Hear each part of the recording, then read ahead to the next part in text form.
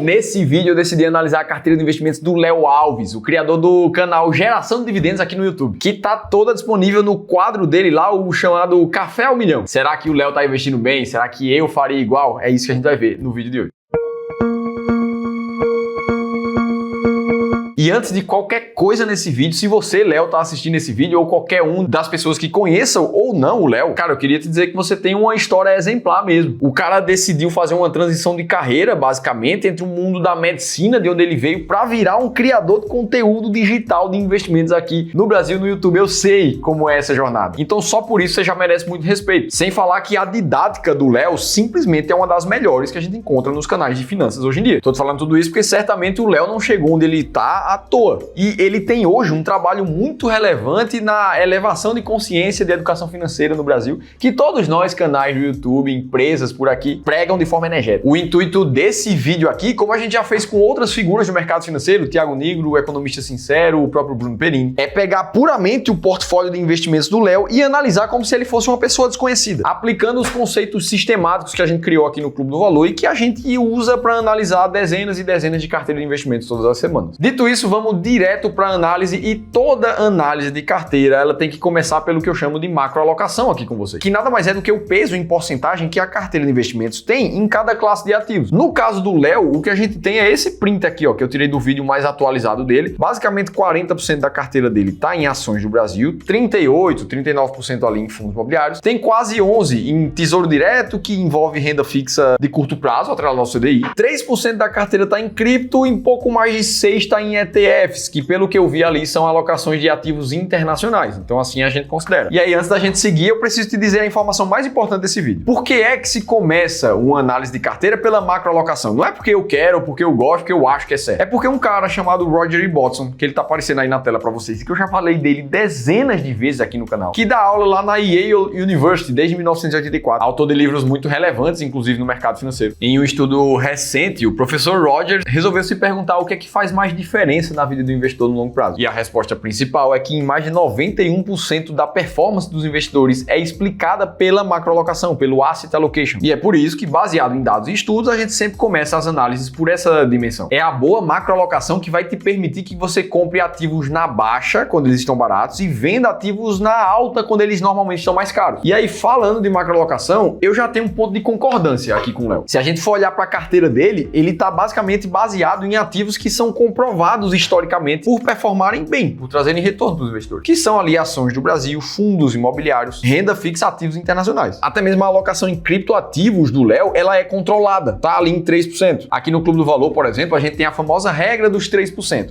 onde nenhum ativo sozinho deve representar mais do que 3% do volume total da carteira do investidor. Isso serve para cripto ou qualquer outro ativo individual do mercado. Então, beleza, uma exposição super controlada ali. Agora, um ponto que me chama a atenção na carteira do Léo é essa baixa exposição ao mercado internacional que ele tem agora. Tá com um pé muito mais pesado no mercado brasileiro. Inclusive, ele tá ciente disso, ele falou no vídeo aqui, ó. E como você mesmo pode ver aqui, a gente tá meio desbalanceado, né? Tem 40% em ações, estava 48%, a gente deu uma rebalanceada, mas não foi vendendo ações, foi comprando outros ativos, aumentando a posição em outros ativos. Então, a alocação internacional, ela vai vir. E a gente tem mais um ponto de concordância aqui. Vai ser sempre melhor você fazer o rebalanceamento da tua carteira, quando ela tá desbalanceada, através de novos aportes, do que simplesmente ficar vendendo uma parte da carteira para comprar outra parte. Ou seja, se as ações dele estavam em 48%, como ele comentou, ele foi comprando outras coisas para baixar esse 48% assim, meio que na marra, né? Agora, em relação a isso, eu tenho uma provocação importante para o Léo ou para qualquer outra pessoa. Será que vai ser sempre possível fazer rebalanceamento somente com novos aportes e dividendos da carteira? Porque, afinal de contas, normalmente o Léo tem aportes grandes em relação ao patrimônio dele. A gente tá falando ali de 20 mil reais, como foi nesse vídeo, de 16 mil reais, como foi nesse outro. Ou seja, a cada novo aporte, hoje, ele tem um poder de rebalanceamento de mais ou menos 3% da carteira dele. E aí ele faz um aporte aqui, 3% para cima, mais um, 6%. Ou seja, em um período de 6 meses, ele teria um poder de rebalancear mais ou menos 20% da carteira dele. Show de bola! A maioria das pessoas vai conseguir voltar para a alocação-alvo com um poder de aporte como esse. Agora, imagina comigo que todo o patrimônio de investimentos ele vai crescendo ao longo do tempo. E daqui a pouco o Léo vai estar com uma carteira de uns 5 milhões de reais. E aí, mesmo que o aporte aumente nesse período, imagina que ele começa a aportar 40 mil reais por mês. Ainda assim, o poder poder de rebalanceamento vai para 0,8% ao mês. E aí já passa a levar 2 anos para o investidor conseguir rebalancear 20% da carteira dele, sem falar nas variações que a própria carteira vai realizando ao longo do tempo. O que é que eu quero dizer com isso aqui? Fazer balanceamento através dos aportes seria o mundo ideal que todo mundo queria. Só que matematicamente falando, chega uma hora que não dá mais para fazer isso. E é muito mais importante você conseguir manter uma boa macroalocação do que passar muito tempo para tentar rebalancear a tua carteira só com aportes, enquanto a estratégia da tua carteira não está sendo seguida. Porque, de novo, como falou o professor Roger Ibbotson, a macroalocação explica 91% do teu resultado. Então não dá para simplesmente abrir mão desse tipo de dado aqui. Mas o resumo da ópera importante aqui é que o Léo sabe, inclusive ele falou nesse trecho aqui agora, ó. Nós estamos um pouquinho desbalanceados em ETFs, né? Inclusive isso é uma coisa que eu quero trazer aqui pro canal, momentos de investir em ETFs, né? Então não vou nem comentar sobre isso aqui agora, mas provavelmente nesse mês eu vou trazer vários vídeos sobre ETFs, como que você dolariza o seu patrimônio, como que você consegue correlação negativa com a bolsa brasileira, como que você tira um pouco o risco real da sua carteira, que a macroalocação dele precisa ser ajustada. Principalmente quando a gente fala de mercado internacional, de bolsa americana, que funcionam tão bem quando juntada com a bolsa brasileira. Aqui no Clube do Valor a gente chama de estratégia Bull Bear, essa que mistura os dois ativos. Olha esse gráfico aqui que mostra o retorno do S&P 500 no período dos últimos 20 anos, junto com o IBRX, que é um dos principais índices de ações aqui no Brasil. Você vê que elas têm suas performances ali individualmente diferentes. Agora, a mágica acontece quando você junta as duas. Essa linha azul mostra a divisão de 50% em cada um dos ativos e o rebalanceamento ao longo desse tempo. Ou seja, a conjunção desses dois ativos tem uma performance melhor do que qualquer um dos dois individualmente. Então, beleza, a gente já está entendendo ali que no caso do Léo a gente tem uma macroalocação que não está tão bem alocada e precisaria um pouco mais de ativos internacionais. Como é que a gente faz aqui no Clube do Valor hoje? A gente tem mais de 30 pessoas no nosso pilar da empresa, que é a nossa gestora de investimentos. E ali esses profissionais qualificados, que tem CFA ali no meio, inclusive, que é a certificação mais alta que a gente tem dentro do mercado financeiro, eles ficam estudando as proporções ideais para montar uma macroalocação que seja eficiente em termos de retorno e de risco. E aí a gente chega nesses famosos modelos que a gente tem de alocação e de vez em quando a gente mostra para vocês, que vão desde pessoas extremamente arrojadas, que investem só em renda variável, ou que vão para modelos que misturam ações com renda fixa como esse aqui, ó, que a gente chama de modelo sofisticado. O mais importante é o investidor pegar um modelo como esse e quando o modelo se mexer, né, se movimentar por causa das movimentações de mercado, o investidor vai ter a função de ir lá e rebalancear essa carteira, seja com aportes, seja com vendas de uma parte da carteira, a depender do momento que você tá. E é justamente por isso que a gente vê retornos bem acima da média nos últimos 20 anos de modelos como esse, batendo por praticamente 3 vezes o índice Bovespa e o CDI. E aí tô mostrando tudo isso pra gente entender por que eu tenho mais um ponto de discordância da carteira do Léo. Porque já que a gente sabe que a carteira tá desbalanceada, como o Léo falou, ainda assim ele preferiu seguir uma oportunidade que ele encontrou. Beleza, então a tomada de decisão dele foi em cima de encontrar uma nova ação, que ele falou ali no vídeo, encontrou como oportunidade e colocou na parte de ações do Brasil, mesmo que essa parcela da carteira já tivesse concentrada demais. E aí eu volto para a reflexão do estudo do Roger Ibbotson. Se 91% está explicado pela macroalocação do retorno dos investidores e aqui, ó, pequenininho, 1% do retorno dos investidores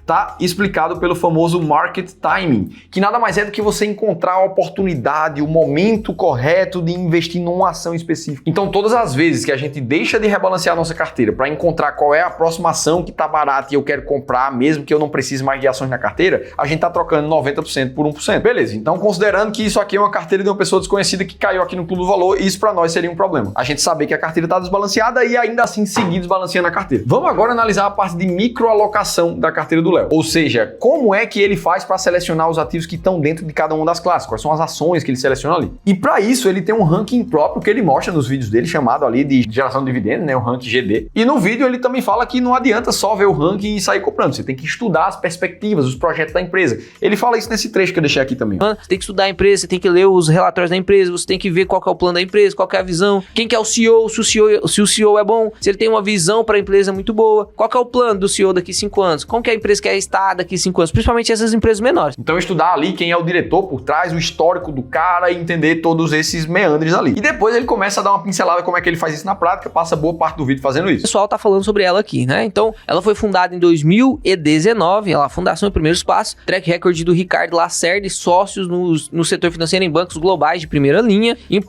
oportunidade de desenvolvimento e crescimento de uma empresa com serviços financeiros independentes e sem conflito de interesse. Isso aqui é interessante. Atração de investidores e consolidação do partnership. Quem que é esse Ricardo Lacerda, né? Foi o cara que fundou ali a BR Partners. Aí é análise de histórico, análise das estratégias de desenvolvimento e até o histórico dos diretores. E aí, nesse momento, eu sempre gosto de trazer uma reflexão para quem é é investidor, mas não é profissional da área. Afinal de contas, o Léo hoje ele tem um canal de finanças, um dos maiores do Brasil hoje quando se fala de investimento. Eu tenho certeza que ele tira a maior parte do tempo dele para estudar ativos, encontrar novas estratégias, montar toda essa estrutura que ele tem. E é por isso que vem essa convicção na hora de fazer a análise com os ativos e tomar a decisão dele. Assim como nós fazemos aqui no Clube do Valor e todos os profissionais que normalmente estão dentro do mercado financeiro respirando isso todo dia. Agora, a gente precisa concordar que investir é para todo mundo e não para somente quem está dentro do mercado financeiro como nós. E é por isso que aqui no Clube do Valor, desde que a gente nasceu lá em 2016, a gente defende a forma sistemática de investir, que nos ajuda a tirar o viés e o que a gente acha que vai acontecer com qualquer empresa, que tira o que o Felipe acha, o que o Ramiro acha, qualquer um dos nossos consultores, e se baseia 100% em dados, em números e em histórico do que é que mais funcionou no passado. E é dessa forma que a gente investe mais de 2,5 bilhões de reais dos nossos clientes de consultoria e gestão hoje. E aí, se você é uma pessoa física comum, que tem o seu trabalho, que a maior parte do seu tempo está dedicada para o seu trabalho, porque você sabe que se você ganhar mais, fizer um aporte melhor nos seus investimentos,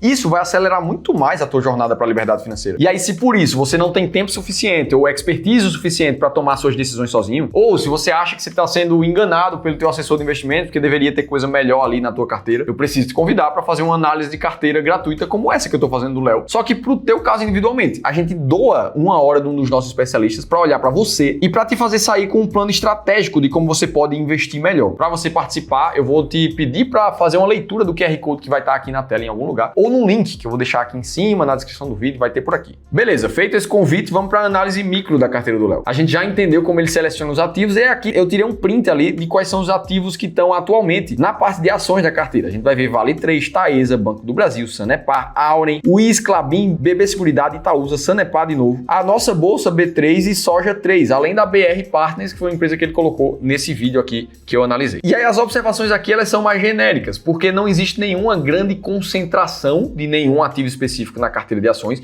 por mais que os ativos tenham concentrações distintas entre si. Isso sinceramente é uma coisa que a gente não gosta muito, mas perto da macroalocação que não está ajustada ainda não é tão relevante assim. E aí se a gente olha para os fundos imobiliários, eu puxei um vídeo mais antigo ali do Léo, porque eu não encontrei nesse último, pode ser que essa posição esteja um pouco desatualizada. A gente vê HGLG 11, RZTR 11, CPTS, XPLG, HGLG, dentre outros ali. Muito similar ao caso de fundos imobiliários ao caso de ações, não tem nenhuma concentração excessiva ali de nenhum ativo. E aí na carteira de ações a gente tem vários pontos de concordância, inclusive a Taesa, a Semig, a Vale são ativos que estão dentro das 10 maiores pagadoras de dividendos, segundo a estratégia que eu criei junto com o nosso time de gestão, a máquina de dividendos. Essa que é uma demonstração da nossa forma sistemática de investir, né? E que inclusive nos últimos 20 anos teve uma performance muito acima do Ibovespa, justamente por a gente sempre saber qual é a ação certa de comprar e de vender. Como não vem ao caso nesse vídeo, se você quiser conhecer a estratégia máquina de dividendos e 7 ações que estão dentro das 10 maiores pagadoras de dividendos nesse momento que você está assistindo, vou te convidar para clicar aqui em cima ou na descrição do vídeo e baixar um e-book que eu mesmo escrevi te contando como a estratégia funciona e as 7 ações ali de brinde para você. E aí dentro da carteira do Léo também tem alguns ativos que para a máquina de dividendos eles estão bem longe de serem os melhores pagadores de dividendos, como o próprio caso da Klabin, que está mais distante, e da BBSE ali, que não está entre as 10, mas está quase, está na posição número 16. Dentro de tudo isso, se a gente olha qual seria a solução que, se eu não conhecesse o Léo, fosse uma carteira que chegasse para mim, qual era a solução que eu daria como profissional, planejador financeiro, CFP? Seria sair dessa alocação aqui, que, de novo, não está ruim, mas pode melhorar, para algo mais balanceado e parecido com isso aqui que está na tela. Uma parcela maior da carteira em ativos internacionais, uma parcela mais bem diversificada em ativos de renda fixa e uma exposição mais controlada a fundos imobiliários e ações do Brasil. Basicamente, e aumentando gradativamente essas outras posições com os aportes grandes que o Léo consegue fazer. Ah, Felipe, mas a carteira dele tem foco em geração de dividendos, não precisa de ativos internacionais. E é aqui que muita gente se engana. Uma das principais funções de uma boa carteira de dividendos é proteger esse patrimônio da corrosão da inflação, principalmente quando a gente pensa no longo prazo. E quando a gente fala em ativos atrelados a uma moeda mais forte, como é o caso do dólar, a gente vê no histórico dos últimos séculos as ações lá fora tendo uma performance muito maior do que qualquer outro tipo de ativo no mercado americano. E é por causa desses fundamentos de uma boa macroalocação, como a gente viu, que nos últimos 20 anos, uma alocação de carteira como essa que eu demonstrei aqui, de modelo arrojado, teve uma performance de quase 16% ao ano. E mesmo quando a gente abate a inflação, a gente está falando de 9,5% de retorno real de uma carteira como essa. E é lógico que não é simples assim de a gente achar que isso vai se repetir no futuro, mas mostra que esse jeito de investir foi validado no passado. E aí eu pergunto para você, o que é que você acha da carteira do Léo? Conta aqui embaixo. Léo, se você viu esse vídeo, por favor, comenta que a gente quer saber a tua opinião também. E aí eu quero saber de você agora, o que é que você você acha dessa carteira de investimentos, me conta aqui embaixo. E lembrando que a nossa análise de carteira gratuita está com vagas abertas, se inscreve no link aqui embaixo. Agora, se você quiser ver a nossa análise detalhada sobre a carteira de investimentos do Charles, o economista sincero,